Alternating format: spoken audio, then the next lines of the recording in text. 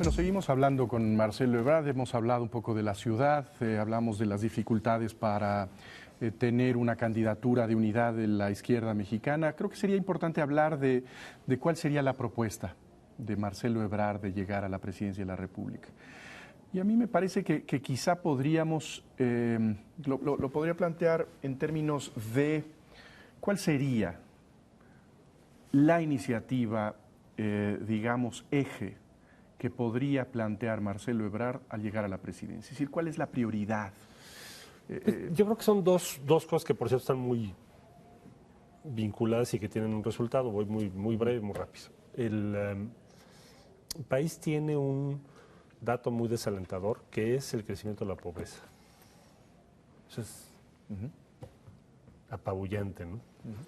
Cada año nos enteramos cuántos millones más tenemos. No obstante que somos un país que está junto a la economía más grande del mundo, con problemas, pero finalmente es la economía más grande del mundo. Entonces, mi primer objetivo estratégico sería reducir la pobreza mexicana. Sé que no es sencillo, pero esa es la meta al final del día. Estás hablando de 52% de la población, 18,5 millones en situación extrema, en fin. Eso me parece muy grave, eso no es posible y eso no se puede sostener. El otro que está muy vinculado es las mediocres tasas de crecimiento económico de México. Inexplicables casi, incluso en el contexto de América Latina. Entonces, no planteo abandonar medidas sensatas que han dado resultados para mantener la estabilidad económica del país, por supuesto. Pero me parece que no hay justificación para algunas cosas que yo comentaba hace un momento. Una distribución del ingreso muy mala y después de contribución fiscal igual, pues, no puede ser, ¿no? Eso se puede corregir, es un tema de política pública. El tema del acceso al crédito, solo te doy un dato. En México si creemos sumas, tarjetas de crédito, en fin, penosamente andarás llegando a 23%, algo así, quizá 24%. Chile tiene el doble. Entonces no veo cómo pueda crecer nuestro mercado interno con esas condiciones. Ahora nos hablas de dos salario objetivos. Mínimo también. Bueno, dos objetivos. Crecimiento económico y reducción de la pobreza. Pero digamos, al final del día. ¿Cuál es la palanca, digamos, que hay que mover para que estos dos objetivos... O sea, ¿cómo le vas a hacer? Sí, y me gustaría tratar de ver tu sentido de prioridad en cuanto a acciones, en cuanto a decisiones. ¿Cuál sería la iniciativa central? Bueno, yo creo que tienes que hacer varias cosas. Primero, todo lo que es en el esfuerzo respecto a la economía del país, hay mucho que hacer. Mencionaba yo algunas de las medidas posibles. Es todo un paquete de medidas para lograr 2.5 más de crecimiento del Producto Interno Bruto en condiciones de estabilidad económica. Creo que es factible. ¿Cuáles son esas medidas? Bueno, yo te diría expansión de crédito, aumento de la inversión en infraestructura, que es muy baja.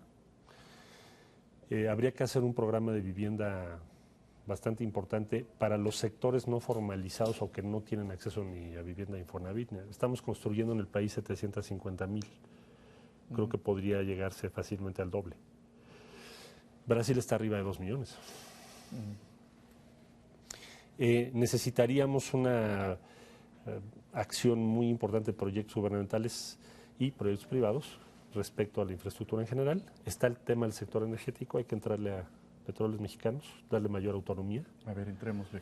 ¿Qué quiere decir para ti tocar ese tema? Un tema que ha sido un poco tabú en tu, digamos, en tu partido. Yo lo que diría es que el tipo de manejo que tienes hoy de petróleo... A ver, estructuralmente Petróleos Mexicanos, ¿qué es? Además de una empresa inmensa, está demasiado subordinada como tal a las decisiones de la administración, básicamente vía la Secretaría de Hacienda. Eso es histórico, ¿no? Vaya, no te hablo de algo novedoso. Entonces, es muy difícil administrar una empresa de ese tamaño cuando no tienes ningún margen de decisión ni de acción. Entonces, a mí me parece que Pemex debería de tener un grado de autonomía muchísimo mayor, que no tiene que ver necesariamente con el tema de privatizar. No, pero no tendrá que ver también con competencia, con tener señales de competencia a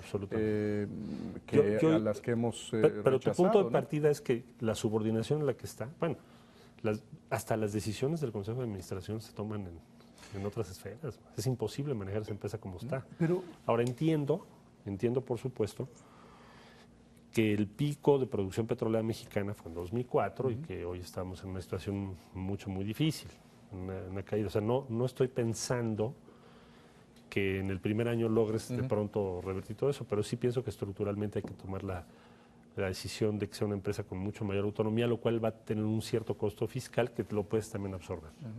a eso iba yo. Yo creo que lo tienes muy claro de la parte, digamos, de Petróleos Mexicanos. O sea, Petróleos Mexicanos de alguna manera está estrangulada por el fisco y nuestro fisco graba poco porque tiene a Petróleos Mexicanos. Es un mal negocio a la larga y un buen negocio a la corta, en el sentido de que pues, los gobiernos no graban, se apoyan en Pemex, ordeñan a Pemex y pues a la larga tienes una estructura fiscal muy débil y quiebras a la empresa, que es al punto al que estamos llegando. Yo creo que es un buen punto de arranque, pero en lo fiscal, ¿qué plantearías? Porque en paralelo se tienen que tomar medidas para obtener los recursos que liberarías para la inversión en Petróleos Mexicanos. Bueno, yo creo que la contribución, o sea, si tú ves la distribución de la riqueza mexicana, te vas al primer 5% Sí. y analizas su contribución fiscal, es muy baja. Es de las más bajas del mundo, mano. Entonces eso lo vamos a tener que corregir. Es interesante el artículo hoy de Warren Buffett al respecto, ¿no? Ya dejen de consentirnos, cóbrenos impuestos, ¿no? A los más ricos de Estados Unidos. Porque esto estamos dispuestos a pagar. Porque esto no va a funcionar. ¿No? Sí. Pues aquí te pasa a un grado, me parece que extremo y sostenible. Y además hay un tema de calidad de gestión fiscal. Déjame solo darte un dato. Sí. El año pasado hubo devoluciones fiscales por casi 100,000 millones. Para darte una idea, que por cierto es poco verificable esa información, pero suponiendo que se trate de la gestión fiscal, o sea que pierdes juicios, lo que tú... Sí, ¿no? sí. El aumento que querían al IVA son 71,000 millones al año. O sea, devuelves más, ¿no? De la contribución ya de por sí reducida de los sectores de más alto ingreso Que lo que que cobrarías. lo que podrías cobrar. Entonces me parece que ahí hay muchísimo que hacer y creo que es factible hacerlo. Ahora, estoy consciente de que hay una serie de problemas que tiene el Estado mexicano, las pensiones, en fin. Tampoco hablo de panaceas, pero sí lo que no puedes fundamentar es que tengas una contribución tan débil, porque entonces sí no podemos lograr ningún objetivo. Ahora, ¿qué otros instrumentos? Dicho esto, en la parte, digamos, de tu estrategia social, ¿cuál es la clave? La educación. Entonces, tenemos 56% de los jóvenes hoy, entre 15 y 20 años, según los datos de la OECD, fuera del sistema educativo. Es una duda. Imposible, man. Entonces, ese me parece a mí debería ser el esfuerzo más relevante. Hay otros que hay que hacer. ¿Cómo le hacemos entonces, digamos, para aumentar la cobertura, sobre todo en educación media y superior? Pero ¿cómo le hacemos también para mejorar la calidad de la educación básica, en donde podemos decir que en términos generales está resuelto el tema de la cobertura, pero que no estamos formando a los niños mexicanos con los conocimientos y las capacidades necesarias? En términos, digamos, de reforma educativa, ¿hacia dónde piensas tú que debemos caminar? Bueno, en el caso de educación media superior, lo que ya te comentaba yo, que entiendo que es un esfuerzo titánico, pero pues plausible. En un sexenio creo que podríamos aumentar sensiblemente eso. ¿Qué tanto? Bueno, si te vas a porcentajes agregados, si tu posibilidad de acceso a educación superior es 30 hoy, deberíamos estar llegando arriba del 52%. No hay razón por la cual México no pudiera plantear ese objetivo. En educación básica, ¿qué hay que hacer? Yo pienso que hay que hacer un sistema que te permita evaluar el desempeño de los maestros. Creo que se puede hacer. Bueno, en eso ha caminado un poco la gestión del presidente Calderón. Digamos, ahí son pasos quizá tímidos, pero ahí van. Esa es la línea de la administración Habría que hacerlo actual. más rápido.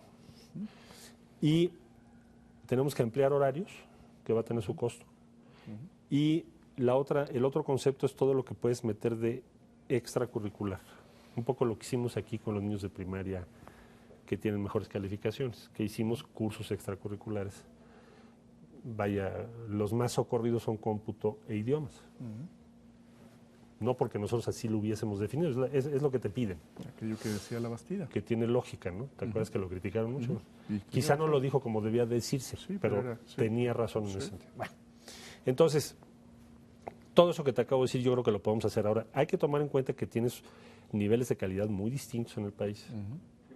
Y por lo tanto va a haber entidades federativas donde tienes que hacer un esfuerzo muy grande. Típicamente, digamos, el sureste mexicano. ¿Sí? Entonces, no, sé que no es algo que puedas lograr en todos lados al mismo tiempo. Pero debiera ser nuestra gran tarea nacional. Yo no me explico cómo pudiera no plantearse eso. Marcelo, un nudo que ha vivido el país desde 1997 es de alguna manera también producto del diseño institucional, y es que los partidos que están ganando con porcentajes que no les dan para realmente tener una presencia fuerte en el legislativo. ¿Qué opinas de las coaliciones? ¿Buscarías una coalición de gobierno para realmente intentar tener una mayoría y poder formar una mayoría, negociar planes de gobierno y una vez que se negocian estas cuestiones poderlas sacar adelante? Porque si no la presidencia parece una vitrina muy desgastante, ¿no? Pues intentan muchas cosas y pocas avanzan, pocas... Yo sé, mira, estamos en un país con una tradición presidencialista muy, muy grande. Lo que yo pienso es, necesitas varios acuerdos nacionales. Uno, el primero es cómo tomas las decisiones. Sí. Y me parecería que lo más lógico es que tuvieras, o casi necesariamente vas a tener que armar un gobierno de coalición. Entonces, hay como dos maneras de hacer las cosas. Una es suponer que un partido tenga mayoría absoluta, cosa que será siempre una excepción muy grande. Sí. Puede ocurrir, pero es una gran excepción. A lo que nos hemos habituado es a que el Ejecutivo no tiene mayoría absoluta. Y eso se debe a que nuestro sistema de partidos tiene más de 2 grandes partidos. Sí.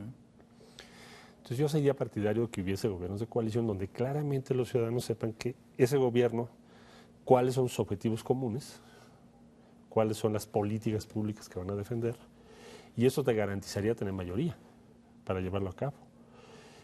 Lo puedes hacer de otra manera también, puedes llegar a acuerdos puntuales, y ahí el problema es que los ciudadanos rara vez tienen claro de qué se trató esa negociación.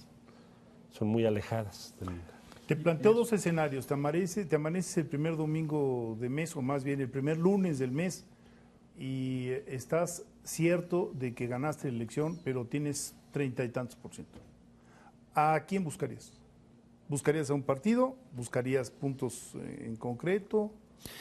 Yo buscaría, es decir, sobre la base de lo que aquí hemos dicho, claro que hay muchos temas que no tocamos, pero si nos vamos a ir sobre este plan, qué partido o cuáles de los partidos podrían coincidir? Es que no hay muchas opciones, digamos, o buscas una coalición con el PAN o buscas una coalición con el PRD, en el entendido de que PT y Convergencia estarían, digamos, que se logró una unidad en la izquierda. ¿Por dónde te vas? ¿Dónde hay mayor afinidad? ¿Dónde hay mayor posibilidad de puentear, de tejer?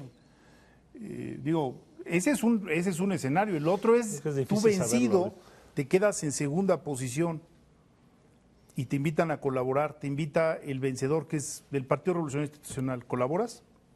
Porque es ahí donde vamos a ver si nuestra cultura política realmente ya da para la coalición. Necesitamos cambiar una parte importante de nuestro régimen político, que sería, yo planteaba el otro día que separáramos jefe de Estado de jefe de gobierno. Puede parecer muy teórico, pero no lo es. De hecho, ha funcionado en algunos países del mundo. Y creo que eso es lo que debiéramos hacer. Es decir, no se trata de un acuerdo político, digamos, frágil, sino se trataría de otra cosa, de integres un gobierno de coalición. Por 3 años, hasta que vayas a las elecciones hasta tu intermedias. Siguiente elección. Pero eso implica, digamos, hay 2 vías para esto. Uno puede ser, digamos, simplemente un ejercicio de voluntad del presidente que quiere tener un respaldo mayor, u otra cosa es que las leyes lo obliguen. Será lo mejor, ¿no? En donde podríamos estar caminando, creo que hacia allá estás viendo tú, a un sistema más cercano al sistema parlamentario, en donde aseguremos que el gobierno tiene una base para gobernar. ¿Tú piensas que hace falta, digamos, cambiar tan de base al sistema constitucional mexicano? Yo creo que sí. ¿Sí? Es decir, lo que hemos visto, digamos, desde el segundo periodo de Zedillo, presidente Zedillo, a esta fecha que ya ha transcurrido, son 14 años, ¿no? Es recurrentemente un ejecutivo en minoría. Minoría en el Congreso. Que saca su presupuesto sobre la base de negociaciones muy complejas, su ley de ingresos, pero no, su programa, bueno, yo diría muchas cosas se les han aprobado, habría que decirlo. El Congreso ha apoyado al presidente Calderón en materia de seguridad, sin duda. Pero vaya, muchos temas que eran parte de su plataforma, no pudieron llevarse a cabo. Entonces pienso que la solución nos va a llevar finalmente a un régimen más parlamentario en donde el gobierno siempre está en mayoría. De hecho, es quien gobierna. ¿No? Claro, es lo lógico. De hecho, desde eso podría gobernar efectivamente y no simplemente habitar una casa Ahora, con guardias. tú dirás, ¿no? oye, pero eso tiene un costo porque no vas a poder implementar todas tus reformas, probablemente. Pero caso contrario, si estás en minoría, pues sería más grave. Entonces, Nos queda muy poco tiempo y no te nos puedes ir sin contestarnos una pregunta, Marcelo. Seguridad. Las personas que nos están viendo ahorita en toda la República, su problema número uno es seguridad. Y tú has participado en CONAGO, en esta conferencia de gobernadores, ya has presidido CONAGO e hicieron un operativo que por los resultados pareciera ser alentador. Después de haber estado ahí, ¿qué le propondrías a la ciudadanía? Porque si llegas a la presidencia vas a heredar este enjambre de problemas de seguridad que tenemos, ¿no? mira, yo en primero pensaría hay que mantener la lucha, la presencia, la investigación, pero hay que quitarnos la idea de guerra. La guerra es un problema muy serio, incluso conceptualmente hablando. Eso lo inició el presidente Nixon después de Vietnam, por razones de otro carácter. Pero me parece que desde el término y la filosofía asociada a la guerra es una mala idea. Oye, pero eso no va a ser suficiente, no, ya lo sé, pero es un punto de partida. Segundo, una vez dicho todo lo que hemos comentado respecto a inclusión de los jóvenes en el sistema educativo, crecimiento económico, me parece que es indispensable eso. ¿Qué más habría que hacer? Formar rápidamente las policías estatales. De acuerdo a la experiencia que yo he tenido en el Distrito Federal, me parece, aunque no es la única razón, que el tener una policía unitaria con ciertas tradiciones de mando y obediencia, pues es muy importante, ¿no? Entonces eso habría que tener en Jalisco, hay que tenerlo en Monterrey, hay que tenerlo en muchas partes del país. Otro tema muy relevante me parece el tema de los recursos, la investigación respecto a los recursos, ser más efectivos en el flujo de efectivos, demasiado dinero el que está circulando por ahí. Y otra cosa te diría, necesitamos plantearle otra agenda a Estados Unidos. Absolutamente. O sea, Estados Unidos está cambiando su postura. Digamos, el extremo sería Nixon, si tú quieres, y algunos de los últimos discursos del presidente Obama pues te dejan ver otra línea estratégica, ¿no? Entonces hay que ponernos de acuerdo con ellos, con nuestra propia visión también, porque estamos pagando un costo muy alto y no basta con decir es que es culpa tuya porque tu mercado es muy grande. Sí, bueno, ¿hacia dónde vas? Estados Unidos está, digamos, legalizando el consumo abierto de sustancias como la marihuana, alrededor ya de, ¿qué será?, 18, 19 estados, con diferentes modalidades. Pareciera una tendencia entonces. Entonces, habría que tener claro, a ver, vamos a aclarar cuál es la estrategia que vamos a seguir, porque tú, Estados Unidos, me dices, no puedo controlar el consumo y el flujo por mis aduanas, no puedo controlar la venta de armas a tu país y tampoco puedo controlar el flujo de efectivo, bueno, o de recursos. Entonces, vaya, estamos en un problema mayor, ¿verdad? Entonces, en México hay que hacer todo lo que ya dije, pero a mí me parece que sí debiéramos sentarnos con Estados Unidos pensando en una agenda diferente. Sí, porque nos podemos amanecer un día con que ha sido legalizada la marihuana para usos de diversión en California y entonces con qué cara el presidente de la República le sigue exigiendo a las Fuerzas Armadas de México que dejen la vida, y no es metáfora, en la persecución de esa sustancia en particular, ¿no? Entonces me parece que es un tema central. El otro que ahora mencionas, que tiene que ver con cuál es la participación de las Fuerzas Armadas, tienen que ser sustituidas por policía. Yo pienso, y me recuerdo que lo leí cuando estaba yo estudiando, De Gaulle decía, general De Gaulle, la peor idea que tuvo Francia fue usar al ejército en vez de la policía. Te hablo en otro contexto, lo que tú quieras. Pero me parece que son misiones distintas. Son misiones totalmente distintas, ¿no? Entonces, entiendo que a veces no te queda otra porque no hay policía, pero habría que formar rápidamente esas policías, ¿no? No lo veo como algo descabellado, sino como algo indispensable en el corto plazo. El trabajo que acaba de presentar la Universidad Nacional es interesante sobre eso, porque plantean una política integral a la luz de todo lo que se ha vivido. Me pareció muy interesante su propuesta, una de ellas es esa. Muy bien, pues Marcelo, muchísimas gracias. A ustedes, muchas gracias. Te agradecemos esta conversación. Estamos también en espera de poder conversar aquí en esta mesa con Andrés Manuel López Obrador. Ojalá acepte nuestra invitación. Muchas gracias, Marcelo. Gracias a ti. Nos veremos nosotros el próximo lunes en otra conversación en Entre Tres.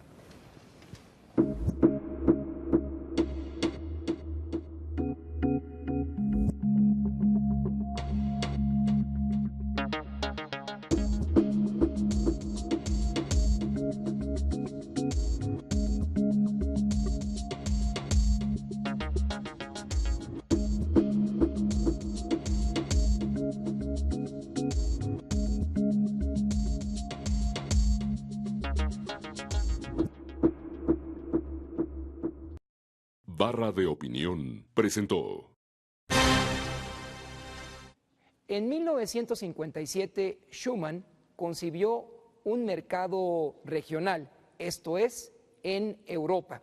Fueron 3, 6, 9 y 12 naciones las que posteriormente se integraron a la Comunidad Económica del Carbón y del Acero, la CECA, Comunidad Económica Europea, y desde enero de 1994, Unión Europea. Actualmente suman 27 naciones. Y con México, en este periodo significativo, 1997-1998, se creó un tratado de libre comercio México-Unión Europea denominado TELCUE. A partir de ese momento, México aprovecha y particularmente diversifica su mercado para consolidar la economía en aquella región. Sin embargo, hay una cláusula democrática que exige velar por democracia y derechos humanos que México, desde luego, debe dar cabal cumplimiento. México tiene la oportunidad de consolidarse en aquella región y con ello blindarse ante futuras turbulencias internacionales. México, Unión Europea, presentes.